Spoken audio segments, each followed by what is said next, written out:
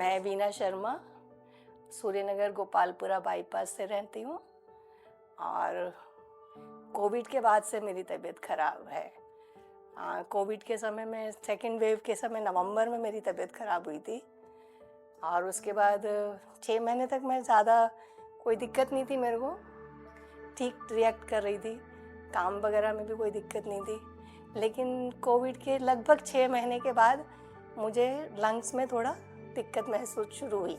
उस समय तो मेरे बहुत तबीयत ख़राब हुई थी। मैं 15 दिन वहाँ पे हॉस्पिटलाइज हुई, वाइप वगैरह पे भी गई और ऑक्सीजन लेवल बहुत कम हो गया था और मुझे फर्स्ट अटैक आया था सांस से संबंधित। जयपुर के 90% हॉस्पिटलों से मैं हॉस्पिटलाइज हो चुकी हूँ।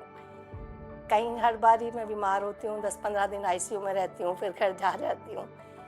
पर इस बार मैं जब से ये आए हैं इस हॉस्पिटल में, पिछली बार मैं जब हॉस्पिटलाइज हुई थी तो यहाँ पे पल्मू का कोई डॉक्टर नहीं था, तो फिर हमने फिर वापस यहाँ पे पता किया तो ये डॉक्टर साहब आ गए थे यहाँ पर, डॉक्टर तरुण पाराशर।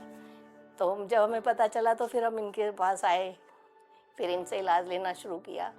तब से लगभग पिछली दिवाली मतलब अक्टूबर से मैं इनसे इलाज ले रही हूँ। तो उसके बाद से मुझे अब इस बार पिछले 4 साल में पहली बार ऐसा हुआ है कि मैं 9 महीने का मेरा जो है विंडो आई है कि मैं हॉस्पिटलाइज नहीं हुई 9 महीने, नहीं तो हर तीसरे महीने मुझे हॉस्पिटलाइज होना पड़ रहा था।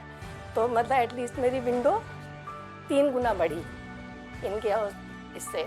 और इस बार मतलब इन्होंने मेरे को वैक्सीनेट भी करवा दिया था।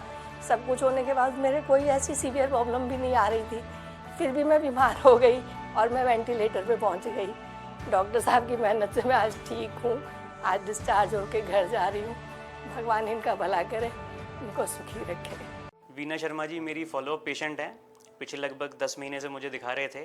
तो इनको COPD की प्रॉब्लम है, कुछ कार्डियक इश्यूज़ भी थे और साथ में इनको क्या है, बार बार न्यूमोनिया होना और कोविड के बाद से लंग कॉम्प्लिकेशन थोड़े ज़्यादा हो गए थे।